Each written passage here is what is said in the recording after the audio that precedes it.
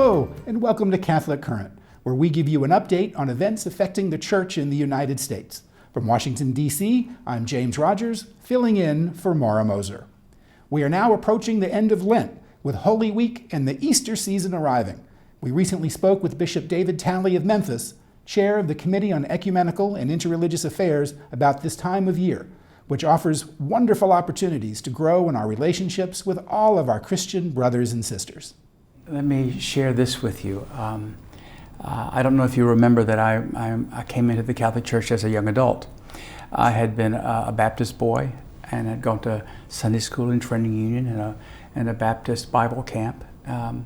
I got lost as a teenager, and I came back to looking for spirituality as a young adult. Found my way into the Catholic Church. When I became Catholic, I was a very zealous Catholic, and when I was finally ordained a priest, because it was my vocation, I was a very zealous Catholic. I still am, but I've changed the way I talk about the Church, because the Church of Jesus Christ is about Him opening His arms to the whole world. He came to redeem humanity. I'm a bishop of a certain portion of people in West Tennessee, but my work is to be a shepherd of the shepherd who seeks to bring His reconciling love to all. So that's the one I follow. That's the one we follow as disciples of Jesus. I told you before we began filming I wanted to use this. Because I work for the conference and because of our ecumenical and interreligious outreach, I had a chance a few months ago to meet His Holiness, Bartholomew I, who is the ecumenical patriarch in Istanbul, Constantinople. And he gave me this.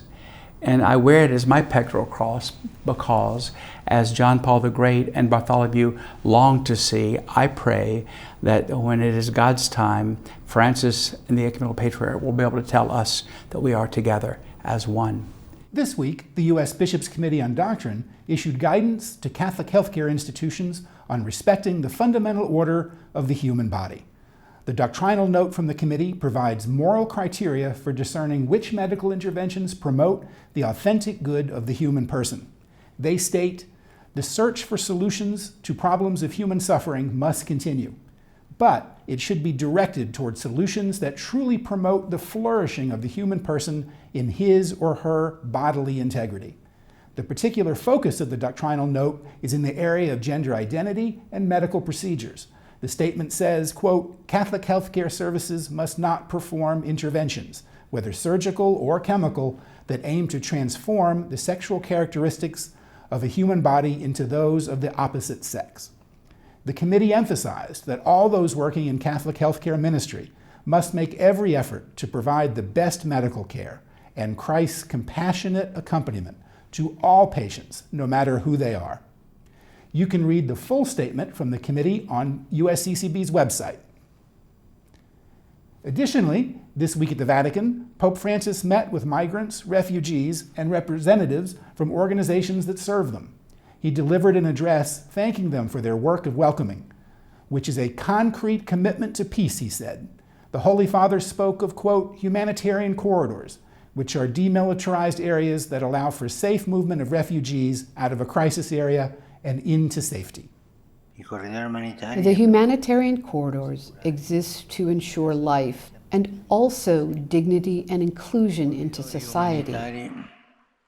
Humanitarian corridors not only aim to bring people to Italy and other European countries who are refugees, snatching them from situations of uncertainty, danger, and endless waiting.